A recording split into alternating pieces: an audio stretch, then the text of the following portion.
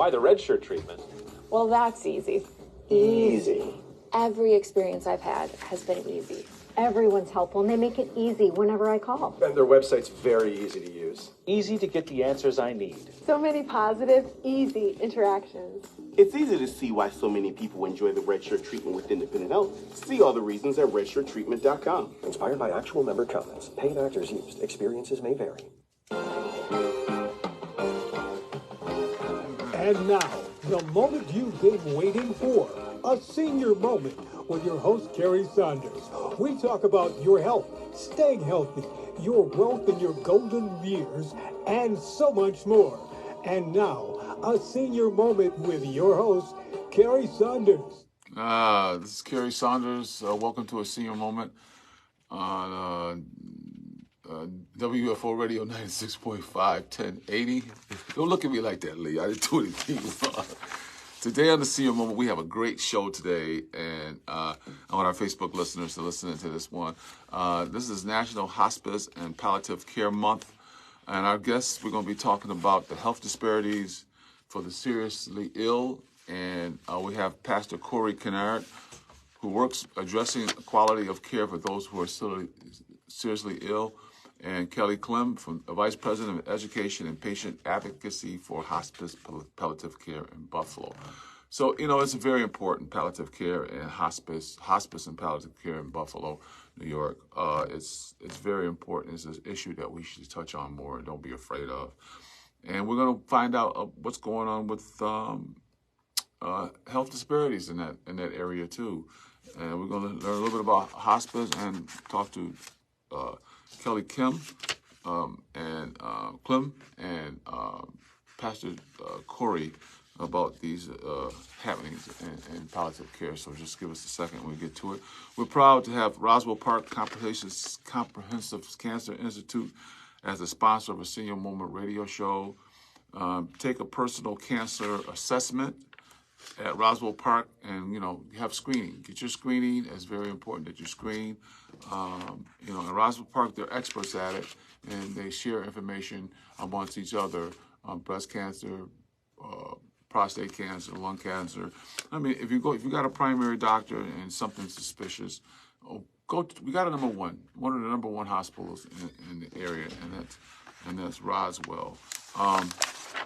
And Roswell's going to be having a couple things going on in the community. Always do. If you don't get it here, just call Roswell and say, listen, I heard something about breast cancer screening or prostate screening or lung cancer screening on CMO radio show, or just call Roswell. You don't even have to say that, just call.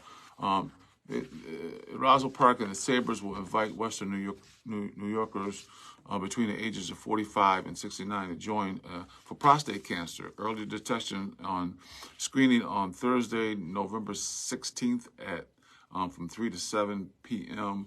at the KeyBank Center. So that's November 16th. You got to register by November 15th, so call Roswell to register, and that's important.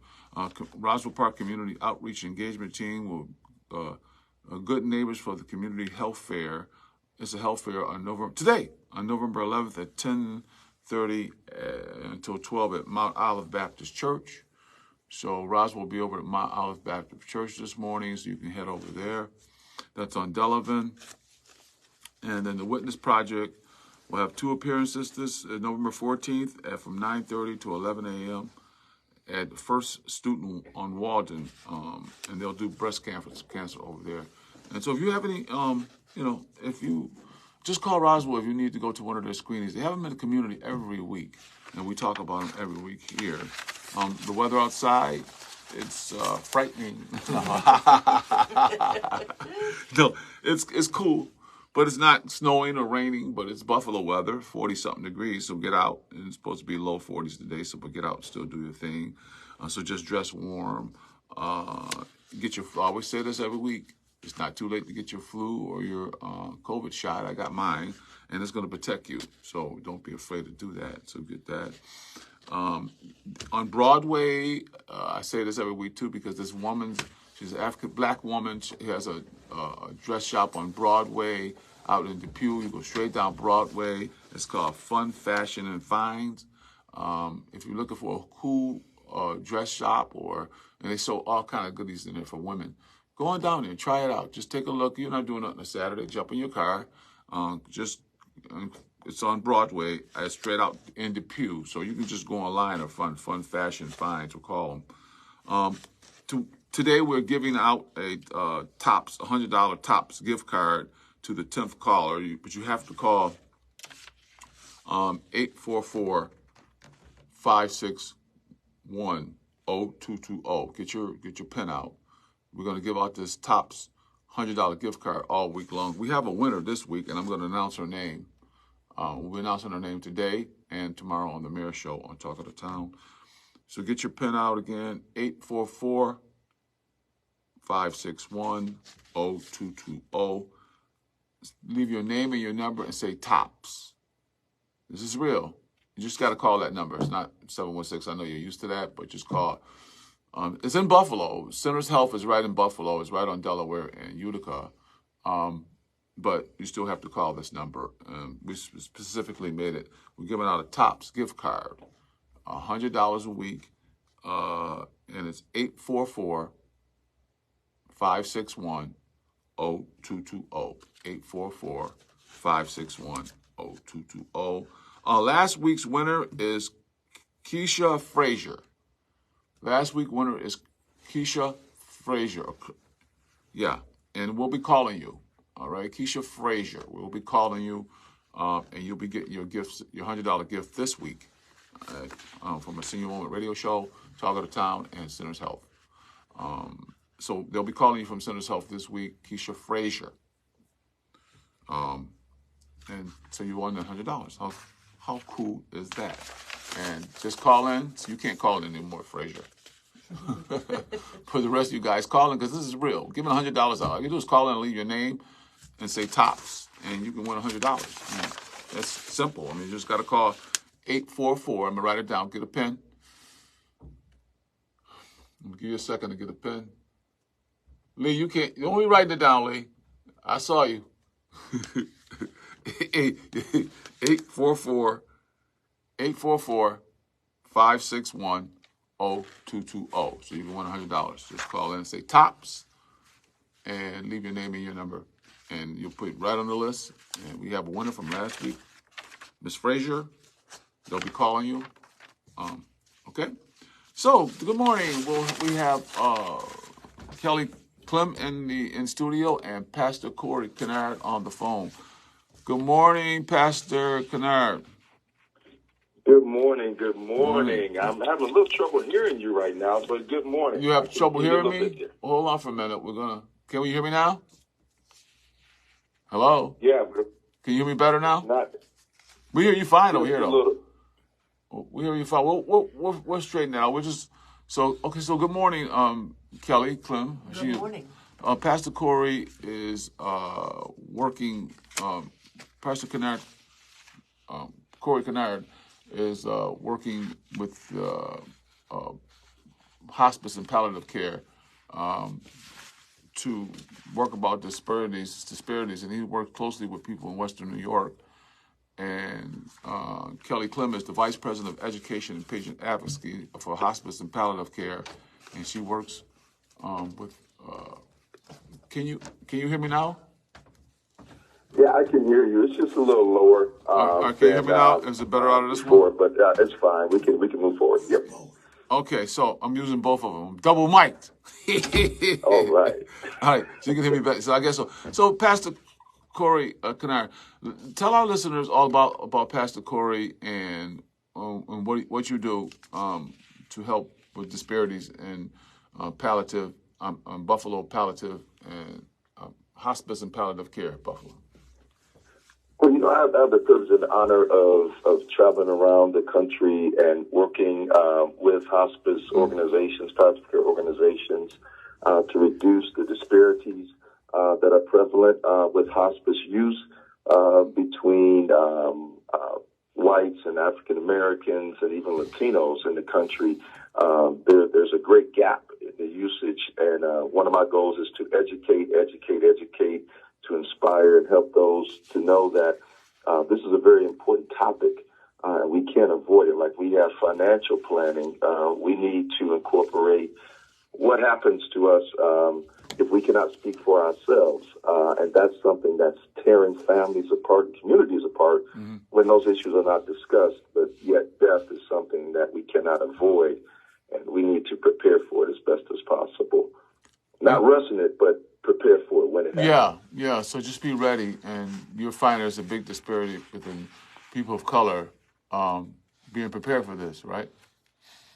Definitely. If we look at even hospice usage, recent studies show that about 80% of those who enrolled in hospice were white, and about 8% were black. So we're seeing a huge usage disparity, and that indicates that one, individuals are not ready to have this conversation. Two, don't know enough about hospice to even consider it. And then when hospice comes, there's so much mistrust historically with healthcare in the African American community that people are not often willing to talk about it. But then again, they miss out on the benefits that hospice has to provide, which I know that Kelly can definitely explain. Yes, thank you so much. And Kelly, you're the one in the studio, so I'm going to turn the Facebook over to you, just so people can see you. Okay. And let me turn it around.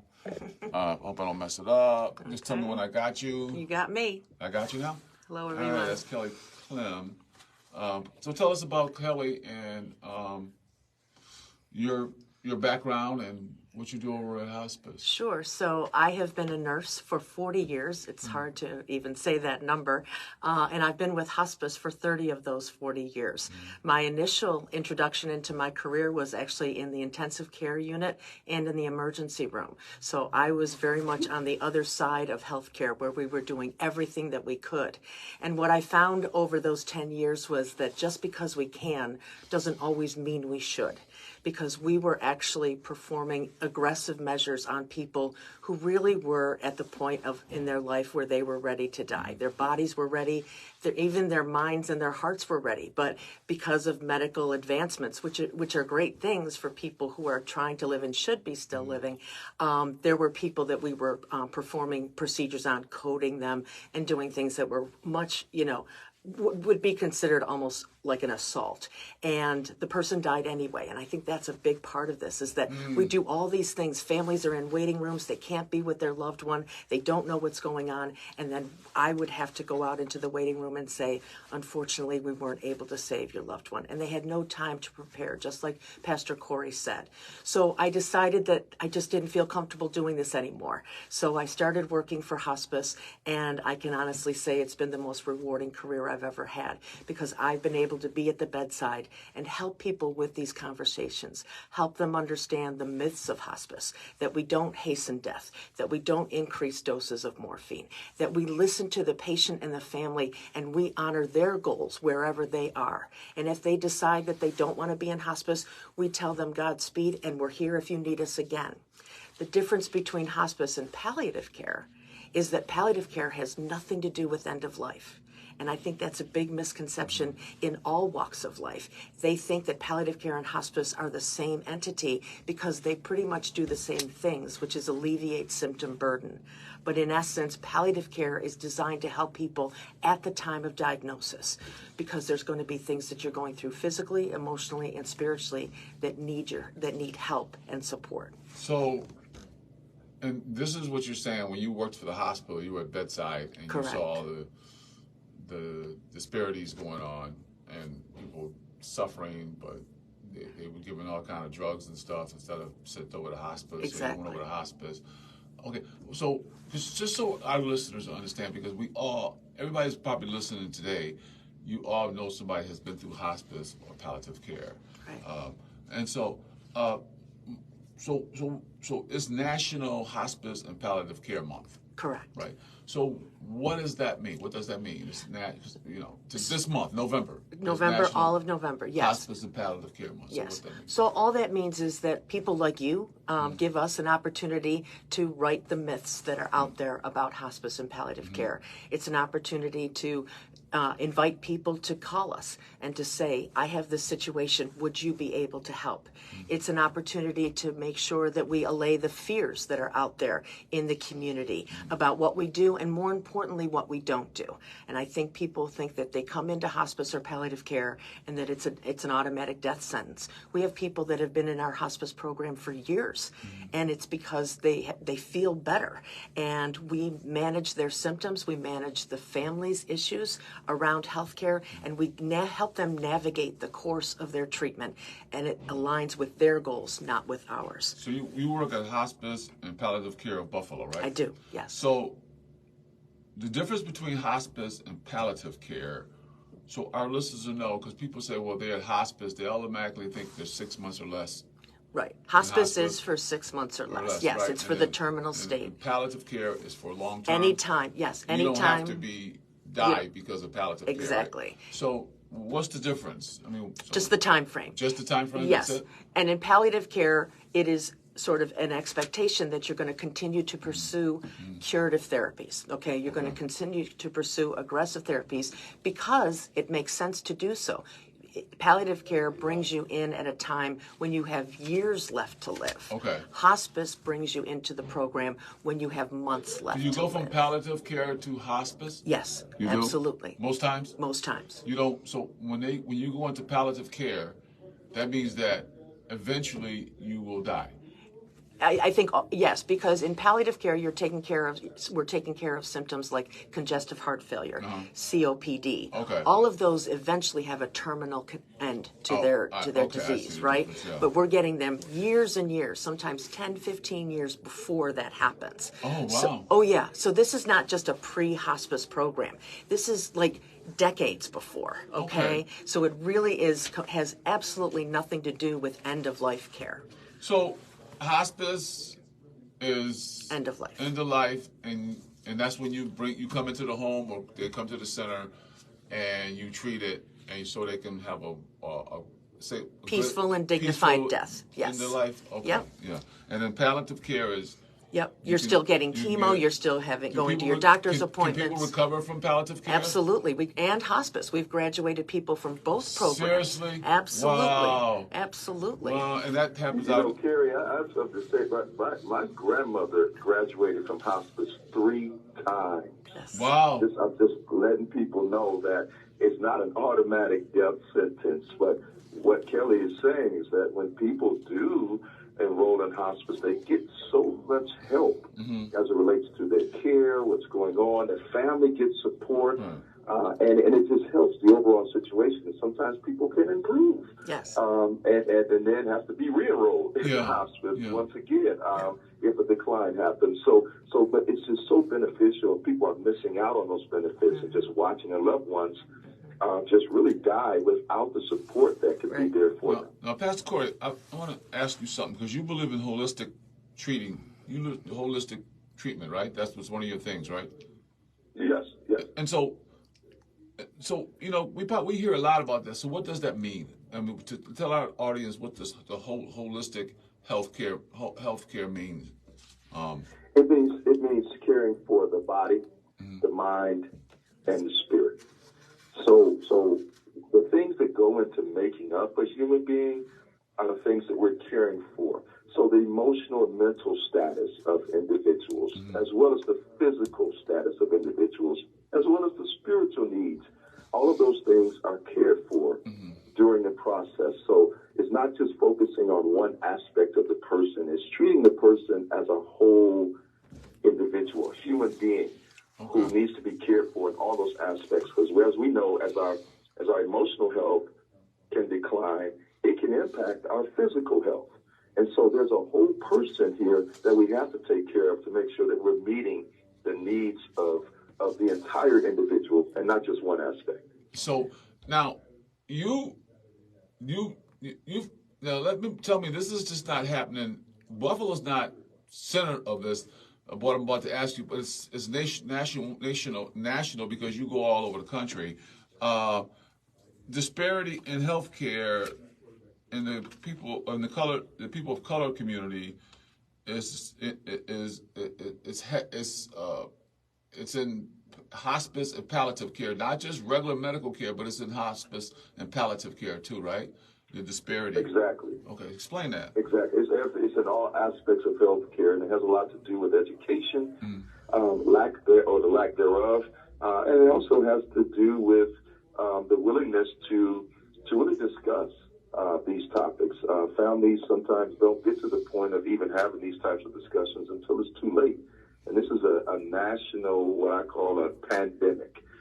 This is something that is really affecting all communities, especially those communities of color that are struggling with even talking about or preparing for such a time as Kelly was describing earlier. So then I see that you're saying that there's advanced care planning for hospice and palliative care, right?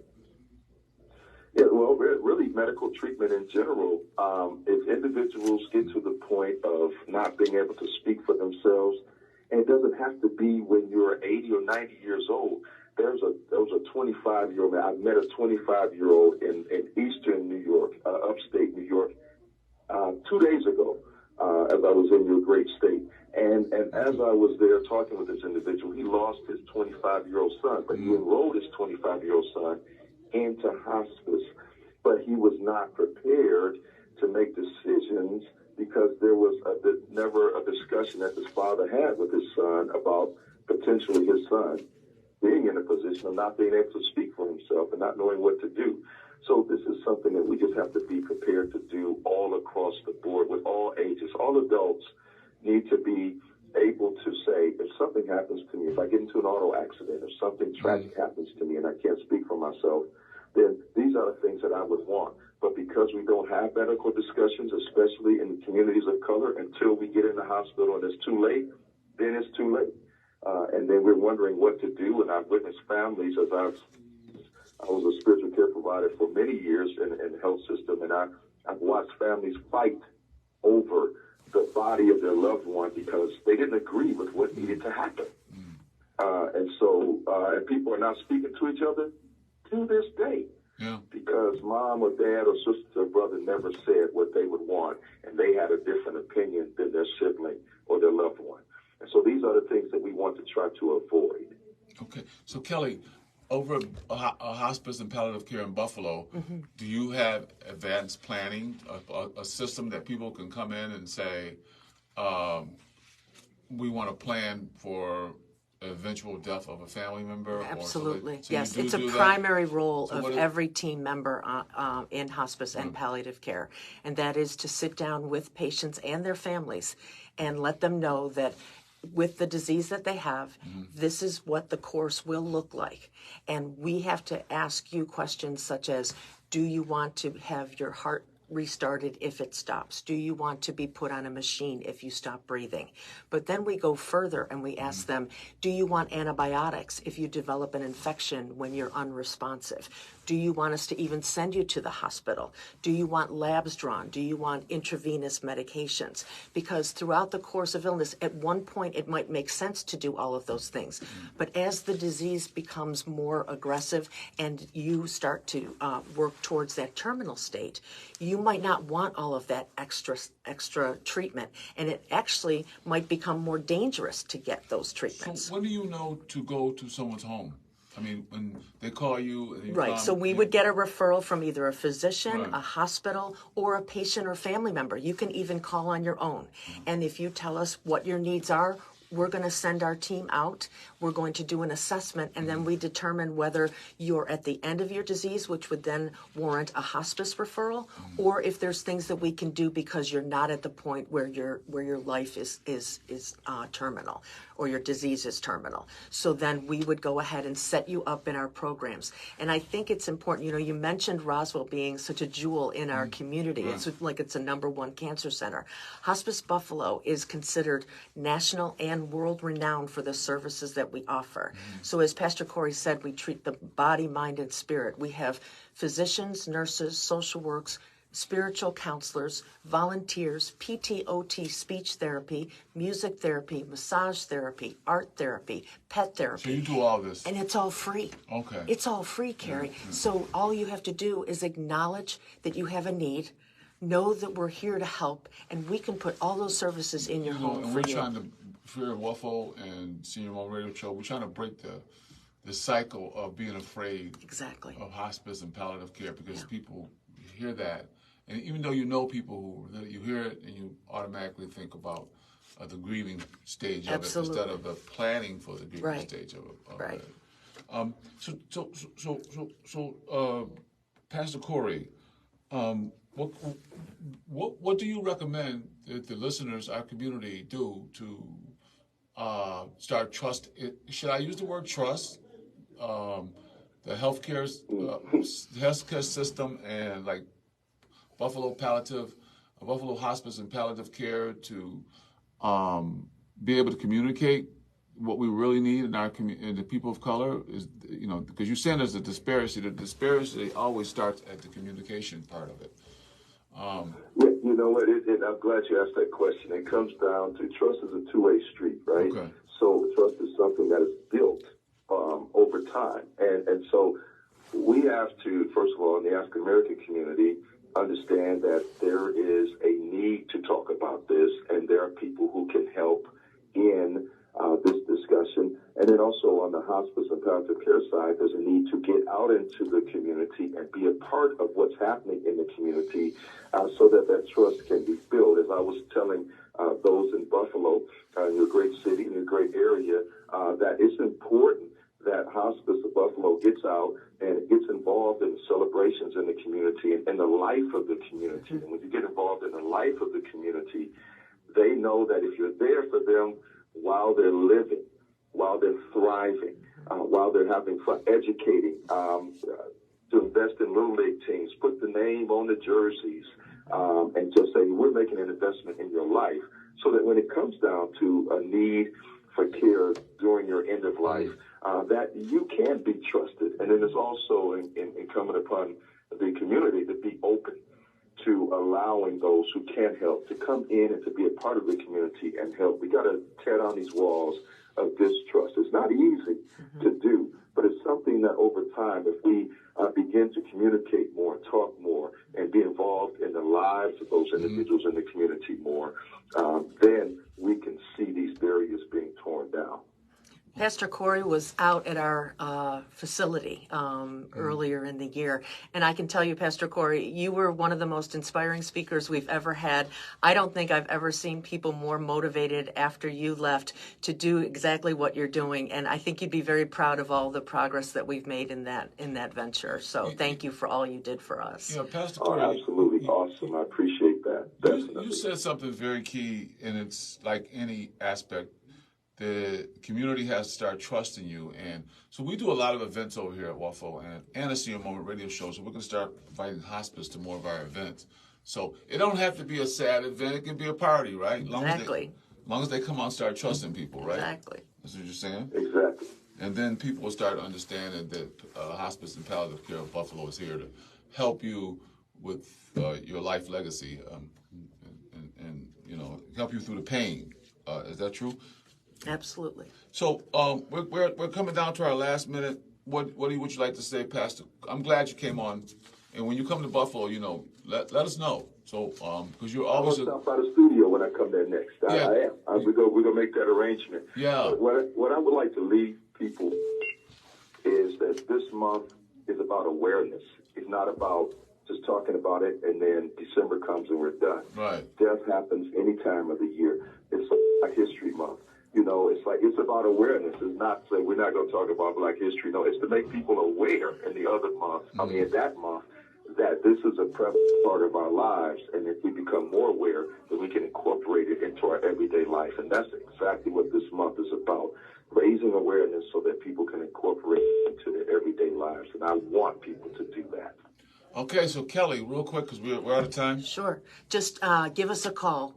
We do not have to do anything other than have a conversation, and we'll be able to let you know how we can help you and work with you to make sure that your loved ones and you, if you're a patient, are well cared for. So that's Kelly Kim and Pastor Corey Denard talking about hospice and palliative care and the disparity there. So, reach out. if you have a problem in your family, reach out if you think that you're going to need some help getting through the hard times, right? Thank you so And that's, much. Yes. And don't forget with the $100 Tops gift card, the 10th caller, you got to pen real quick because we got to go. The 10th caller, just say you heard it on a Senior Moment radio show. Leave your name and your number and say Tops. You're going to win $100. 844-561-0220. 844-561-0220. All right. That's it, right, Lee? We're done. See you next week here on the Senior Moment radio show.